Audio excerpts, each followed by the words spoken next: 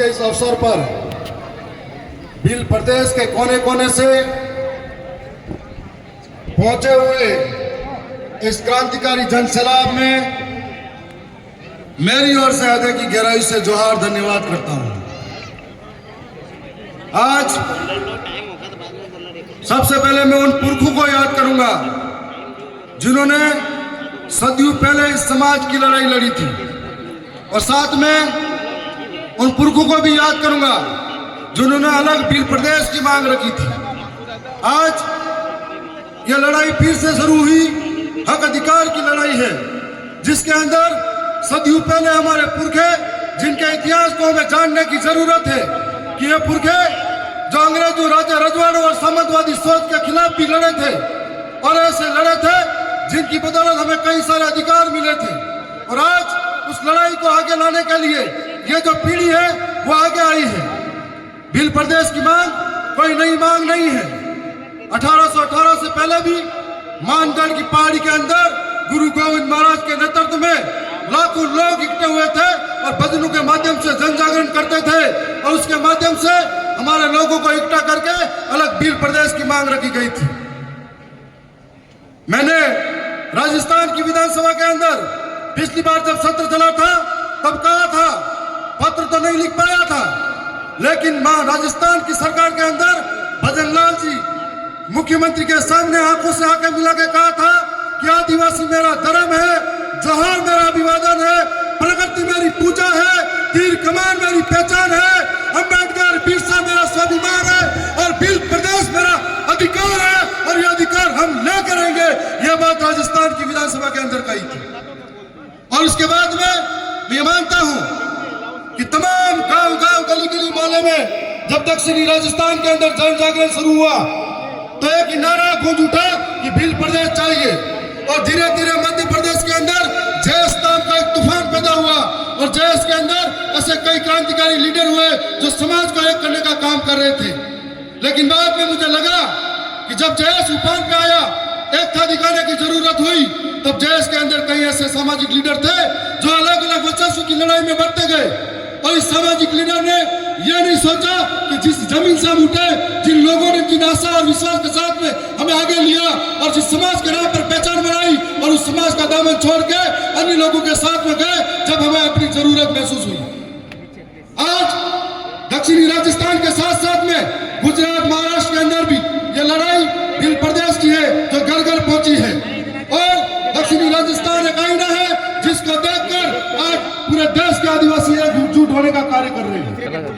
मैं मानता हूं कि दक्षिणी राजस्थान के अंदर आज राजस्थान की विधानसभा में हम 4 भाई गए हैं, और दिल्ली के अंदर हमारा 1 भाई गया है, लेकिन कभी भी आदिवासियों की समस्या को लेकर हो, आदिवासियों की बात को लेकर है, हम कभी पीछे नहीं हटे। हमारे पुरखों की अधूरी इच्छा थी, उसके लिए हम लड़े हैं, और हमें मालूम है कि जिन पुरखों की अधूरी इच्छा की वजह से हम लोग हमारे कर्तव्य निभाते हुए इस समाज के सर्टिफिकेट बनवा गए। मैं ये मानता हूं, आपके बीच में बात भी रखना चाहूंगा कि आखिर भील प्रदेश क्यों जरूरी है। भील प्रदेश इसलिए जरूरी है कि 5वीं अनुसूची इलाके में आज तक लागू नहीं हुई और लागू हो जाए। भील प्रदेश इसलिए जरूरी है कि कोई हमारे सिर पे आकर मुद्दा नहीं। भील प्रदेश इसलिए जरूरी है कोई हमको घसीट के मारा नहीं। भील प्रदेश इसलिए जरूरी है कोई हमारी बहन बेटी को जिंदा दफनाए नहीं। भील प्रदेश इसलिए जरूरी है कि कार्तिक भील जैसे को मारा नहीं। भील प्रदेश इसलिए जरूरी है कोई मटके से पानी छूने से मारा नहीं। भील प्रदेश इसलिए जरूरी है कोई हमारे पुरखों की विरासत जल जंगल जमीन को छीने नहीं। इसलिए भील प्रदेश जरूरी है। और आज से पहले 1818 से पहले इस इलाके के अंदर अरावली की पहाड़ियां है, या इन चारों जगह पे आदिवासियों ने कभी प्रकृति का नुकसान नहीं पहुंचाया, न ही आदिवासी ने जंगलों को खनन के लिए काटा था। और आज सरकार ऐसे ऐसे कानून ला रही है जो वन विभाग के अंदर हमारे आदिवासी वर्षों से इस जमीन पर रह रहे थे, ये वन विभाग के कानून बाद में आए, उससे पहले रह रहे थे। सरकार उनको बेघर करने का काम कर रही है, लेकिन खनन के नाम पर, कभी विकास के नाम पर आदिवासियों को विस्थापित करने का काम कर रहे हैं। और कभी कभी जब हक की बात करते हैं तो नक्सलवादी कहकर उन्हें मारा जाता है, जिस तरह के मध्य प्रदेश के अंदर बेघर जनजाति को, आदिवासियों को मारा जा रहा है। तो यदि हमारा भील प्रदेश होगा, हम लोग सुरक्षित होंगे, हमारा अधिकार बचा पाएंगे। और भील प्रदेश तब बढ़ेगा जब हर एक घर में बिरसा मुंडा पैदा होगा, हर एक घर में कालीबाई कलशुआ पैदा होगी, ये विचार जिंदा होंगे, ये विचार पैदा होंगे, तब भील प्रदेश जरूर बढ़ेगा।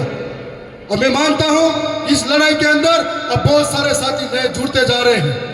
और राजस्थान के अंदर हो, भोपाल के अंदर हो, या गुजरात के गांधीनगर हो, या महाराष्ट्र के मुंबई में हो, जब तक हमारी विचारधारा के लोग उस सदन के अंदर पहुंचेंगे, टेबल बजा के सरकार की आंखों में आके डालकर बोलेंगे कि हमें भील प्रदेश चाहिए, तो जरूर भील प्रदेश बनेगा। और ये जरूरत है समय के साथ में। पहले भी कई राज्य बने हैं, कोई भाषा के आधार पर भी बने हैं, कोई क्षेत्र के आधार पर भी बने हैं, कोई बोली के आधार पर भी बने हैं। तो इस प्रकार से भील प्रदेश की हमारे पुरखों की मांग है, उस विरासत को हमें लेना होगा। हमारे पुरखों ने बलिदान दिया है, संघर्ष किया है।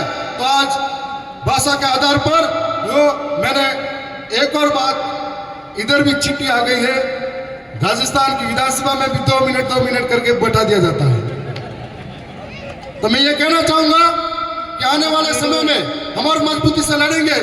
मैं जिस समाज के सर्टिफिकेट से राजस्थान की विधानसभा में हूं, हमारे ऐसे ही समाज के सारे लोग यदि भील प्रदेश की मांग करते हैं, 5वीं अनुसूची को धरातल पर लागू करने की बात करते हैं, विकास के नाम पर विस्थापित हो रहे समाज की बात करते हैं, तो जरूर भील प्रदेश बनेगा।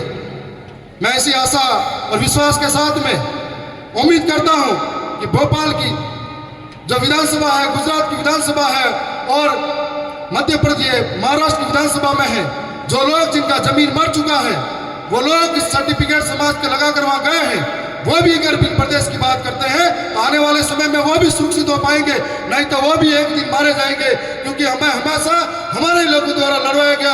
कंटे मामा, बिरसा मुंडा और ऐसे कई तमाम योद्धा हुए जिनको हमेशा अपने लोगों के द्वारा षड्यंत्र करवाया गया, आपस में लड़वाया गया। इसलिए हमें हमारे समाज के लिए जब भी जाजम की बात है तो बिखरना नहीं है।